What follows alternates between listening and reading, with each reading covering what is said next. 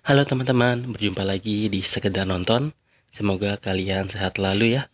Hari ini gue akan menceritakan alur film berjudul PK. Ya udah, langsung aja kita mulai.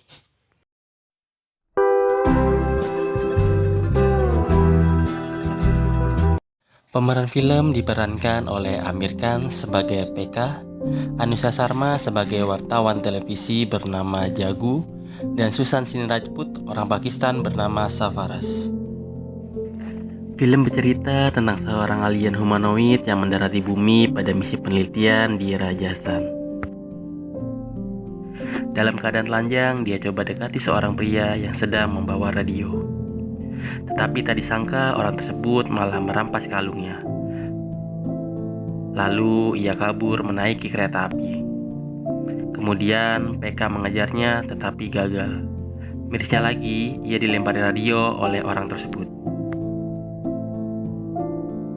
Kemudian scene berpindah kepada seorang wanita bernama Jagu yang sedang menggoes sepeda. Ia ingin menghadiri sebuah acara, tapi sayangnya tiket tersebut sudah habis terjual. Namun, pada saat itu juga Jagu melihat seorang calo dan berniat untuk membelinya. Akan tetapi, secara bersamaan Sarfaraz juga menginginkan tiket tersebut. Karena harga yang ditawarkan calo jauh lebih mahal, mereka berdiskusi untuk patungan membeli tiketnya. Namun setelah dihitung ternyata uangnya masih kurang. Sehingga Jagu menghampiri seorang kakek yang sedang membeli es krim untuk meminjamkan uang.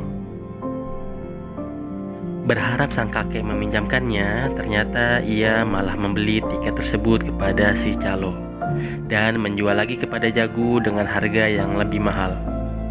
Hal itu tentu saja membuat Jagu menjadi marah dan melampiaskan kekesalannya dengan menghancurkan es krim kepada sang kakek.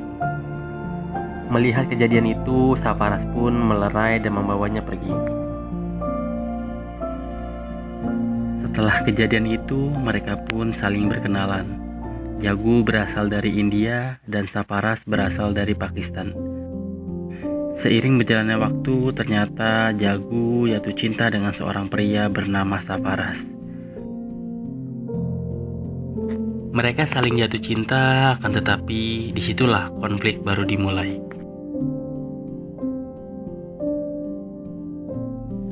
Berawal dari adik Jagu yang lemes, ia menceritakan kepada ayahnya bahwa Jagu memiliki seorang pacar. Lalu mereka menghubungi Jagu dan menanyakan tentang pacarnya itu. Mengetahui pacarnya bernama Sarfaraz, orang tuanya langsung marah, sebab nama tersebut merupakan nama seorang muslim. Kemudian ayahnya pun bergegas pergi ke rumah dukun bernama Tapaswi, seorang yang ia anggap sebagai ahli agama. Lalu Tapaswi video call dengan Jagu dan meramalkan bahwa Sarfaraz bukanlah orang baik. Dia tidak setia dan akan mengkhianati Jagu. Jagu yang tak terima, ia akan membuktikan bahwa ramalan tersebut salah dan meminta Sarfaraz untuk menikahinya esok hari. Kemudian scene berpindah ke acara pernikahan. Namun Sarfaraz ternyata tidak datang. Ia hanya memberikan sepusuk surat yang berisi bahwa pernikahan bukanlah hanya sekedar cinta, namun juga keluarga. Karena kejadian itu, Jagu pun kecewa dan bersedih. Ia pulang ke Delhi untuk kerja sebagai reporter. Dalam perjalanannya, ia berjumpa dengan PK, seorang yang berpenampilan aneh dengan poster yang berisi Tuhan yang hilang. Karena PK sosok yang unik, Jagu pun turun dari kereta dan menghampirinya. Lalu Jagu berbicara kepada PK dan PK menjawab bahwa ia sedang mencari Tuhan untuk mendapatkan kalungnya. Ia juga menggunakan helm warna kuning berharap agar Tuhan menemukannya. Mendengar pernyataan PK, Jagu pun tersenyum. Lalu ia pun pergi. Beberapa hari kemudian, Jagu bertemu lagi dengan PK. Pada saat itu, Jagu melihat PK sedang mencuri uang. Namun, aksinya dipergoki oleh penjaga dan hampir-hampir ia dipukuli. Tetapi PK tetap tenang dan menempel stiker dewa ke pipinya. Alhasil, para penjaga pun tidak berani memukulnya. Atas kerusuhan tersebut, Jagu menyelamatkan PK dengan berpura-pura bahwa dompetnya terjatuh di kotak amal. Setelah kejadian itu, PK ditanya oleh Jagu tentang perbuatannya. Dengan santainya, PK mengatakan bahwa ia hanya mengambil uangnya yang pernah dia bayarkan kepada Tuhan, karena sampai saat ini Tuhan tak kunjung membantunya. Karena kejadian itu, Jagu mengetahui bahwa TK tinggal di penjara, dan PK sengaja melanggar peraturan yang ada agar ia ditangkap supaya bisa makan dan tidur tanpa harus memiliki uang. Setelahnya, Jagu datang ke penjara untuk menjenguk PK. Sampai di sana, ia meminta izin kepada polisi untuk melakukan wawancara kepada PK. Akan tetapi, polisi tersebut tidak mengizinkannya.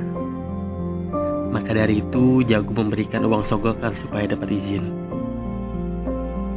Ketika mereka berdua berada di sel, PK pun bercerita bahwa ia bukanlah seorang manusia, melainkan alien. Ia tidak bisa pulang karena kalungnya dicuri. Mendengar penjelasan tersebut, Jagu pun merasa takut dan ingin segera keluar.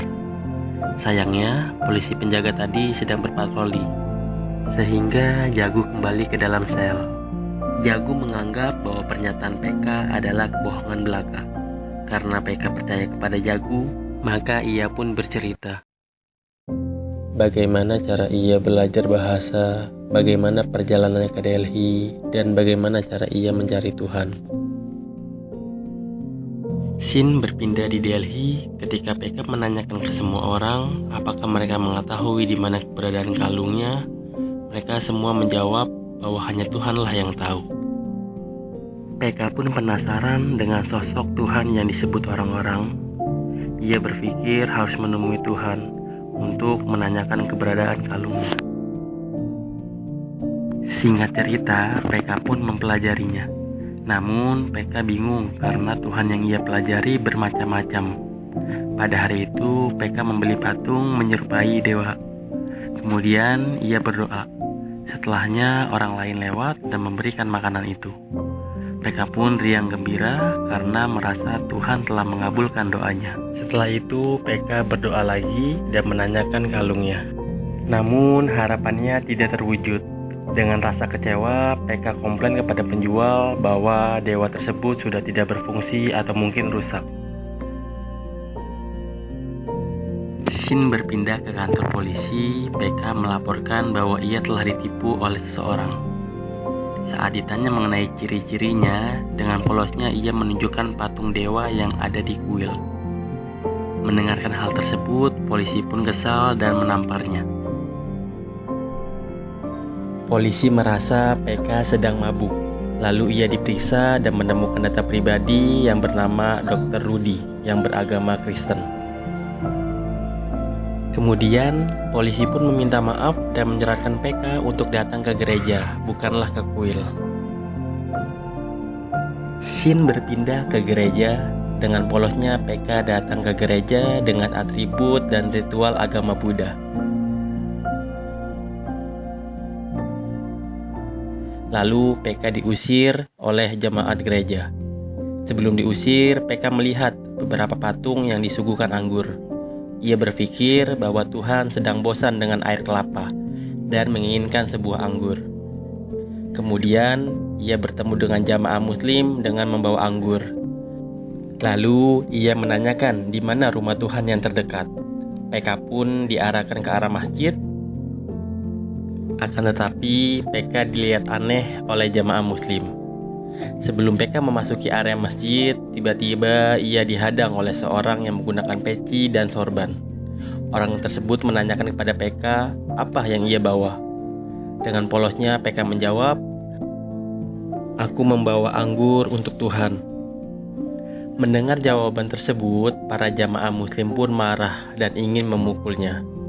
Untungnya ia masih selamat dan berhasil kabur menaiki bis yang lewat. Disitulah ia berpikir bahwa Tuhan tak hanya satu dan memiliki peraturan berbeda-beda di setiap agama yang mereka anut. Kemudian scene berpindah ke acara pesta. Pekka melihat seorang yang berdandan cosplay dewa. Pekka merasa bahwa dia adalah Tuhan yang selama ini ia cari. Lalu ia mengikuti pria itu hingga sampailah ke tempat Tapaswi. Lalu Tapaswi memperlihatkan kalungnya dan memberitahu kepada jamaah bahwa kalung tersebut adalah pemberian Tuhan.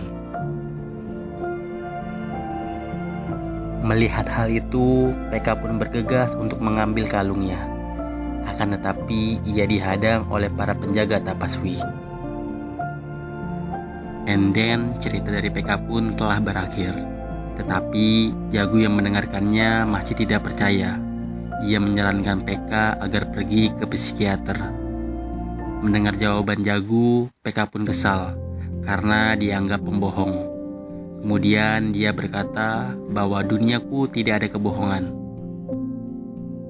Kemudian scene berpindah kepada seorang kakek yang meminta uang untuk pengobatan istrinya. Tanpa berpikir panjang, Pekka pun memberikan uangnya. Melihat hal itu, Jagu pun terheran dan berkata bahwa Pekka sedang ditipu. Tetapi Pekka pun beralasan bahwa ia dapat membaca pikiran orang lain dengan cara memegang tangannya. Dan ia pun berkata bahwa kakek tersebut telah mengumpulkan uang pensiunnya, tetapi uangnya kurang untuk merayakan ulang tahun istrinya. Kemudian diam-diam Jagu pun mengikuti kakek itu untuk membuktikan ucapan Pekka. Dan ternyata Jagu pun terkejut dengan kebenarannya.